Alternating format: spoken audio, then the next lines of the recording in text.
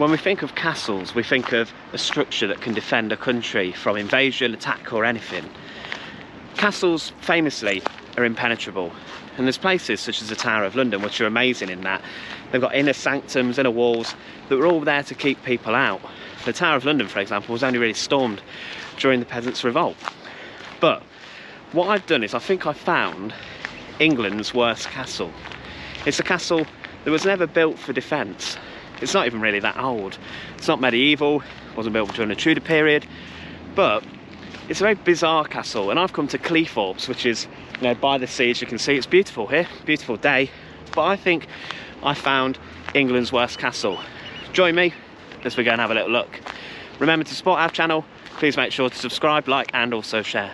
So the primary purpose of a castle is for defence. They need to be able to withstand sieges, attacks from catapults, artillery and so on. But Ross Castle in Cleethorpes is very, very, very different. So during the Victorian times, people started to have more money. They started to have disposable income. It was the advent of the package holiday in the UK, where people would go away for the first time, go and see different places, go to different cities even, just for a day out.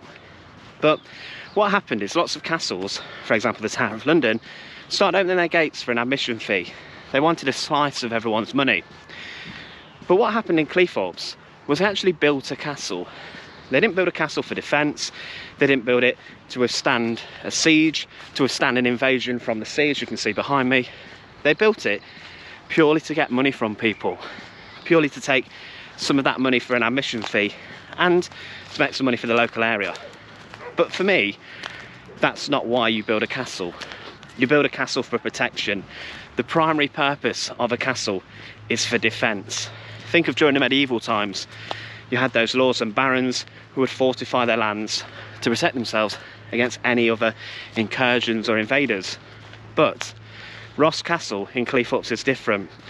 I'm going to take you there shortly, but it's a very, very different castle.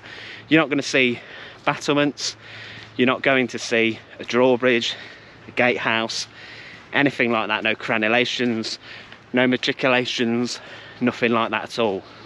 On the other hand, let's think of some of England's greatest castles. For me, Dover Castle is up there.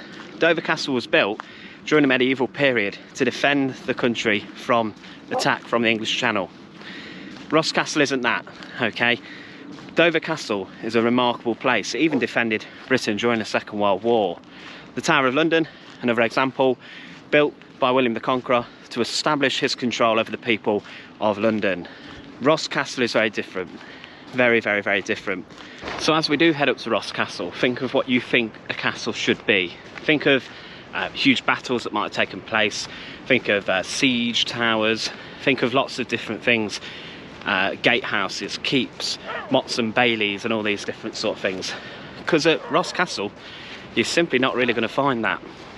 Ross Castle was built between 1883 and 1885 by the Manchester, Sheffield and Lincolnshire Railway Company. They were keen to transform Cleethorpes into becoming the ideal holiday destination. The castle takes its name from the secretary of the railway company, Edward Ross. But although the railway company came to the seaside resort in 1863, it wasn't until they bought the land around, called Pier Gardens, that they wanted to develop the resort. The idea was that having paid a train fare to get to Cleethorpes, then holidaymakers would pay an extra couple of pennies to wander around the beautiful gardens, which included Ross Castle as its main attraction. This idea continued until 1934, where people would pay to gain access to the castle before the admission charge was removed. But Ross Castle isn't a castle at all, it's a folly. It's known as a sham ruin, which is a building that has no purpose at all or architectural purposes. It's not built to defend the area, and against the German invasion during World War II, for example, it would have offered simply nothing. It is a folly and a viewpoint where you can see what is around, and practically is just a ramp where you walk up to see the sea. So as you can see, I'm now stood on top of Ross Castle. It's basically just a viewpoint. It's called a Folly, and the Victorians built this as a place to sort of enjoy the views around, and it is quite nice. You can see the pier in the distance and so on. But I do think it is probably England's worst castle. It shouldn't really be marketed as a castle, really, just a folly. There are lots of other follies around the UK, just viewpoints really that overlook nice views. And it is nice here, it is a nice view, but it isn't a castle, is it?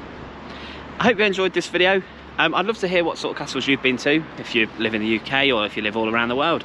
Hopefully with this channel we are going to start exploring Europe as well, and that'd be quite fun to do. So give us some recommendations of places to go. This is the first in our series of England's best or England's worst, or Britain's best or Britain's worst, where we're going to go see some of the best history around and some of the worst history around. I hope you enjoyed this video. To support our channel, please make sure to subscribe and also click the like and the share button down below. It's greatly appreciated. Have a lovely day, and thank you.